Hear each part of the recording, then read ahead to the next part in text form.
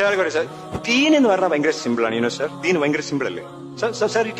ഈ ദീനിനെ ഈ കുറെ മൊയിലാമാർ ഇവരൊക്കെ കയറിയിട്ടാണ് കോംപ്ലിക്കേറ്റഡ് ആക്കുന്നത്. സാർ കറക്റ്റ് അല്ലേ സാർ? നമ്മുടെ ദീന് സിമ്പിൾ അല്ല.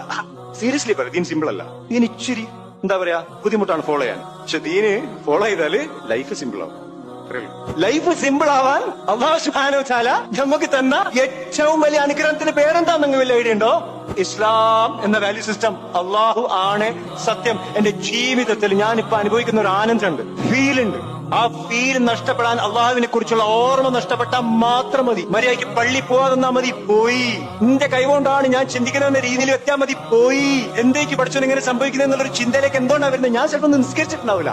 വക്തിന് പാൻ കൊടുക്കുന്ന സമയത്ത് കറക്റ്റ് പള്ളി പോകണം.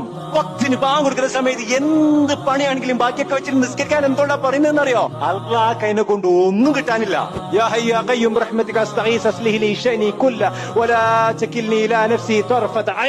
കണ്ണിമ വെട്ടുന്ന നേരമില്ലേ, ആ നേരം പോലും എന്റെ റബ്ബേ എന്റെ കാര്യങ്ങൾ നിർത്തിയിട്ട് എന്നിലേക്ക് ഏൽപ്പിക്കല്ലോ റബ്ബേ എന്ന് എന്തുകൊണ്ടാ പറയുന്നതെന്നറിയോ? അത് റസൂൽ എന്തുകൊണ്ടാ ദുആ ചെയ്തതെന്നറിയോ? അള്ളാഹിനെ വിട്ടുകഴിഞ്ഞ് ഞാൻ സ്വന്തമായി എന്റെ ജീവിതത്തെ കൺട്രോൾ ചെയ്യാൻ നോക്കിക്കഴിഞ്ഞാൽ, എന്റെ സാഹചര്യങ്ങളെ കൺട്രോൾ ചെയ്യാൻ നോക്കിക്കഴിഞ്ഞാൽ എന്റെ സമാധാനം എന്നേക്കുമായി നഷ്ടപ്പെടുമെന്നുള്ള ഒറ്റ കാര്യം കൊണ്ടാ.